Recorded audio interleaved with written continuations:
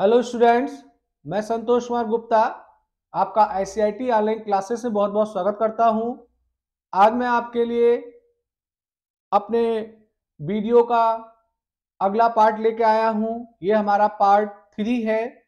जैसा आपको पहले से पता है कि जनवरी 2023 में ओ लेवल का थ्योरी का एग्जाम होने वाला है और हमारा 14 तारीख को पहले पेपर का एग्जाम है, 15 तारीख को दूसरे और तीसरा पेपर जो हमारा पाइथन है इसका एग्जाम हमारा 16 जनवरी को होना है।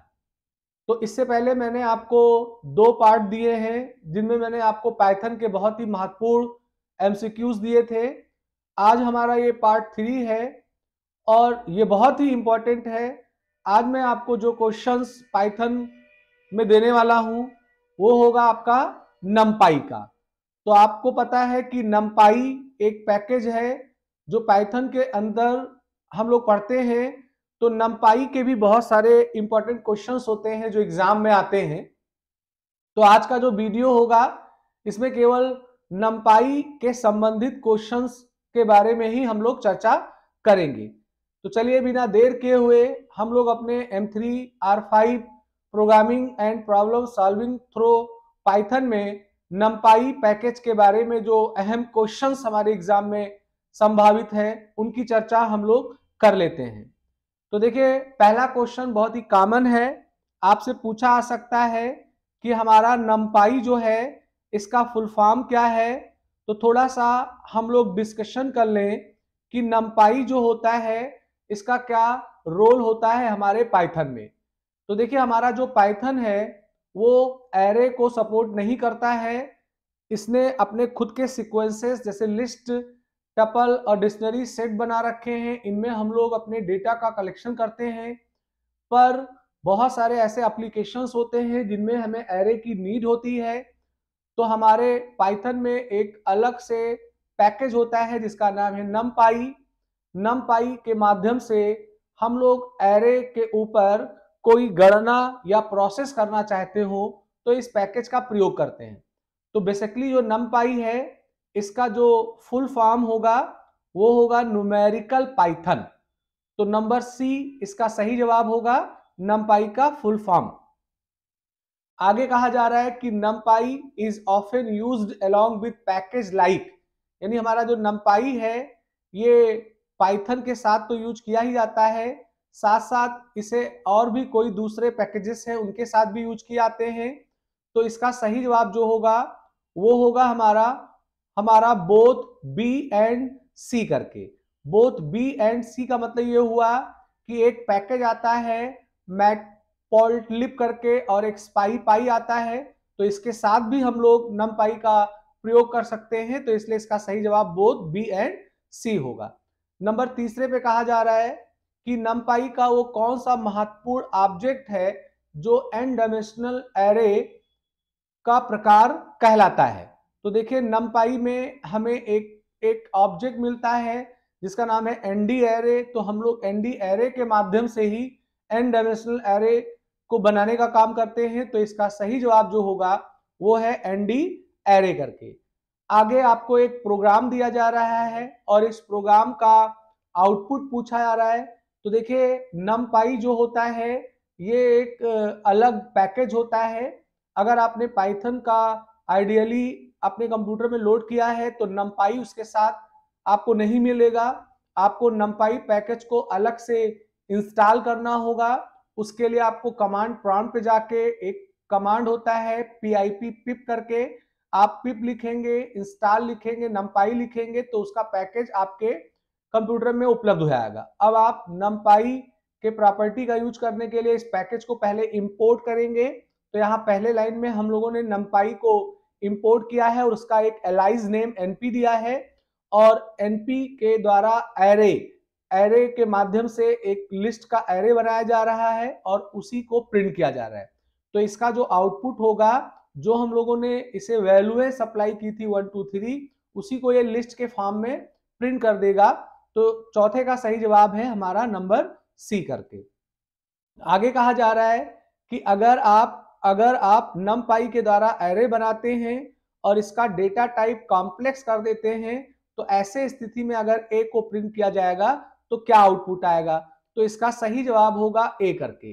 ये कॉम्प्लेक्स नंबर है, इसमें आपका जो 1 2 3 था वो आपको जस्ट लाइक इस तरीके से कॉम्प्लेक्स के फॉर्म में प्रिंट होता हुआ दिखाई पड़ेगा। आगे पूछा आ रहा है कि नंपाई को डेवलप किसने किया? तो इसको बनाने वाले फाउंडर का नाम है ट्रेविस ओलिफेंट करके, तो इसका सही जवाब होगा नंबर बी करके। आगे कहा जा रहा है कि एनडी एरे का सिंटेक्स क्या होता है, माने अगर आप नमपाई में एरे का निर्माण करेंगे तो उसका सही सिंटेक्स क्या है? तो ये नंबर बी है, नमपाई डॉट एरे ब्रैकेट में object dtype none code, ये जो नंबर बी पे लिखा हुआ है ये इसका सही सिंटेक्स है एनडी एरे को तैयार करने के लिए। आगे कहा जा रहा है कि which of the following function stacks 1D array as a column into 2D array, तो इसका सही जवाब होगा कॉलम स्टैक करके।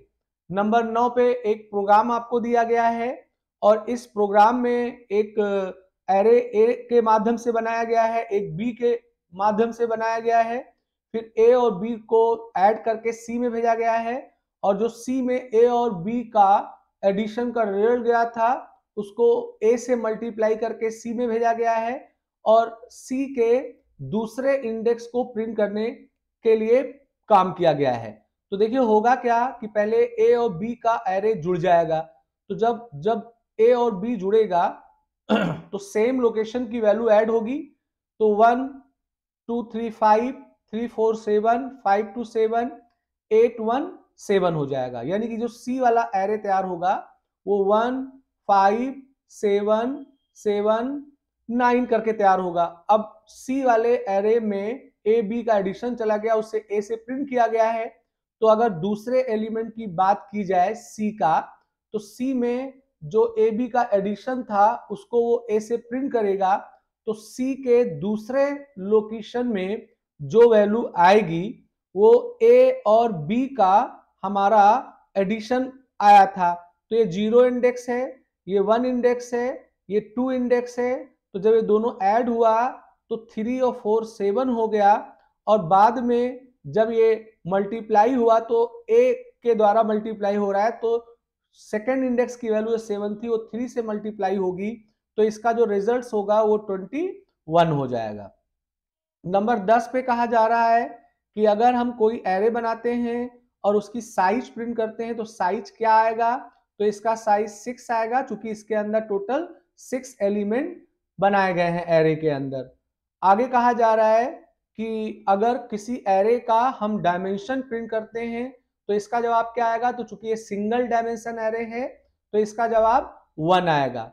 नंबर 12 पे एक प्रोग्राम है, इसमें एक ए नाम का वेरिएबल है जिससे एक एरे डिफाइन हुआ है 2D, इसमें 2 रो 2 कॉलम दिए गए हैं, फिर 2 रो और 3 कॉलम दिए गए हैं और उसके बाद में बी से भी एक एरे तैयार किया गया है, मगर यहाँ जीरोज फंक्शन की सहायता ली गई है, तो ये क्या करेगा कि सारे एलिमेंट में 0 फिल कर देगा और वंस क्या करेगा, सारे एलिमेंट में वंस फिल कर देगा, फिर तीनों एरो को ऐड किया गया है, फिर 1 2 का मतलब ये पहला रो हो गया, पहले रो का इंडेक्स 0 होगा और ये दूसरा रो हो गया, इसका इंडेक्स 1 होगा, तो 1 के सेकेंड एलिमेंट को प्रिंट किया गया है, माने कि 4 को प्रिंट किया गया है, तो 4 हमारे सी के लास्ट एलिमेंट जो होंगे वो 0 होंगे, बी वाला, और सी का लास्ट एलिमेंट 1 होगा, तो हमारा 4 0 1 अगर ऐड करा जाए तो उसका जवाब 5 होगा, तो इसका सही जवाब जो है वो है हमारा 5 करके।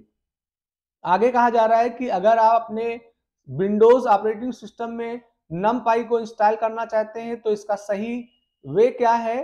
तो इसके लिए पिप इंस्टॉल नमपाई करके हम लोग विंडो में नमपाई पैकेज को ऐड कर सकते हैं।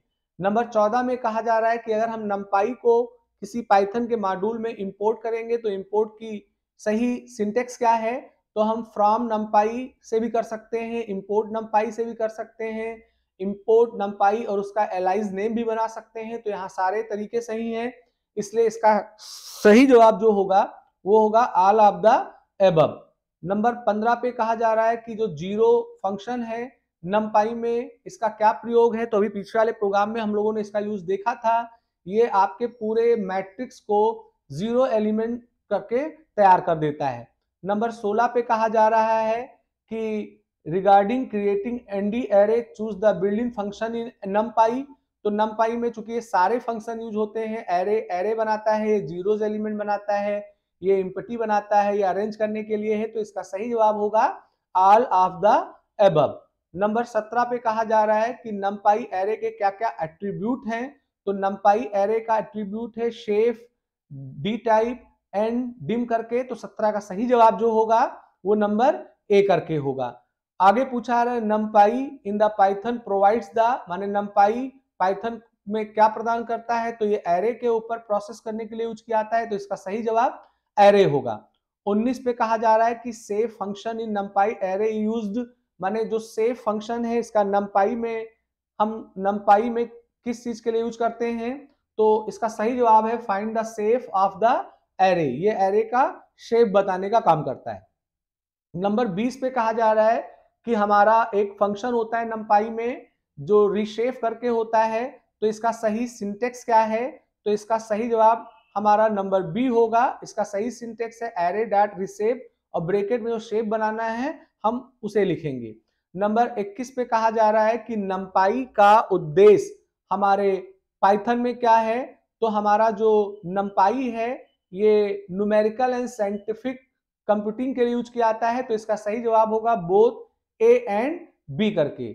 आगे एक क्वेश्चन आ रहा है कि अगर कोई एरे आपने तैयार किया है और उसको अगर आप ट्रांसपोज कर देते हैं, ट्रांसपोज करने का मतलब रो की वैल्यू कॉलम में और कॉलम की वैल्यू रो में चली जाए, तो अगर आप देखो तो ये जो एरे है ये जस्ट लाइक ऐसे आपका तैयार हो रहा है, तो अगर ट्रांसपोज करेंगे तो 0 1 हमारा कॉलम बन जाएगा और 2 3 दूसरा कॉलम बन जाएगा, तो इसका सही जवाब होगा नंबर सी करके। तो स्टूडेंट्स इस तरीके से मैंने आपको numpy के बहुत ही महत्वपूर्ण 22 क्वेश्चन दिए हैं। मैं उम्मीद करता हूं कि आपको एग्जाम में बहुत ही मदद करेगा। इसी के साथ ही मैं आज का अपना वीडियो समाप्त करता हूं, पर उससे पहले मैं आपको एक इंपॉर्टेंट नोटिस दे रहा हूं। अब इसके बाद जो मैं आपको वीडियो देने वाला हूं, इसमें हमारा एक पेपर होता है इंटरनेट ऑफ थिंग M4, यहाँ बाई मिस्टेक M3 लिखा हुआ है, तो M4.R5 इंटरनेट ऑफ थिंग होता है। तो आगे के जो वीडियो आने वाले हैं उनमें मैं आपको IoT से रिलेटेड जो महत्वपूर्ण MCQs हैं उनका वीडियो मैं देने वाला हूं। तो इसी के साथ आज का वीडियो में यही समाप्त करता हूं। आपका दिन शुभ हो। ओम नमः शिवाय।